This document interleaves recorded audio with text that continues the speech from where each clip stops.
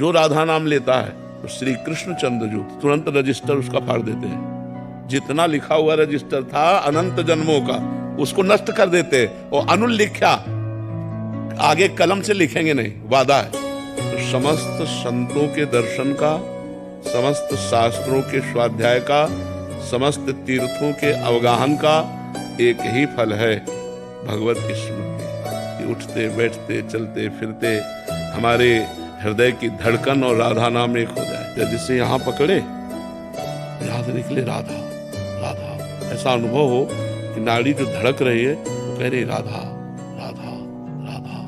रोम रोम जब रग रग बोले तब कर स्वाद नाम को पावे।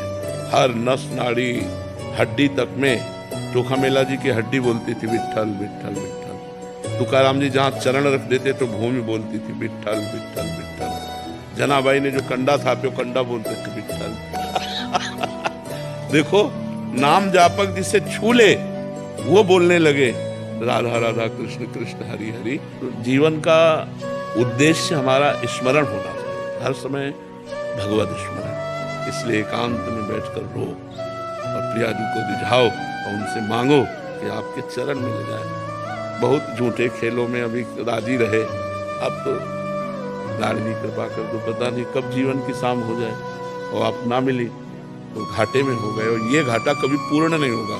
अब पता नहीं हमें मनुष्य जन्म मिले कि ना मिले, कौन वादा करे, कौन ठेका ले इस बात का कि मुझे मनुष्य जन्म मिलेगा और साधन करने को मिलेगा। ये मनुष्य जन्म मिला ही केवल भगवत साक्षात्कार के लिए।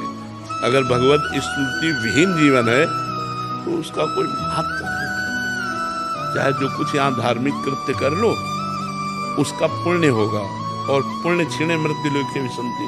फायदा क्या हुआ, एक नवीन स्वप्न बन गया, बस स्वप्न ही है स्वर्ग आदि सुखों को भोग। तो हम स्वाप्निक सुखों में नहीं, उमा कहो मैं अनुभव अपना, सत हरि भजन जगत सब ये सब स्वाप्निक है। यहाँ सो सब धर्म कर्म जर जाऊ, जहां न राम पद पंकज भाऊ। और यहाँ की प्रतिष्ठा के चक्कर में न पड़े, यहाँ की प्रतिष्ठा का कोई महत्व नहीं। बड़े बड़े यशस्वी मनस्वी हो गए, कौन जानता है, सब नवीन नवीन आधुनिकता में प्रपंच में फैलता चला जाता है और विस्मृति के गर्त में चला जाता है। तो निरंतर भगवत स्मृति में रहिए, इस जीवन का कोई भरोसा नहीं।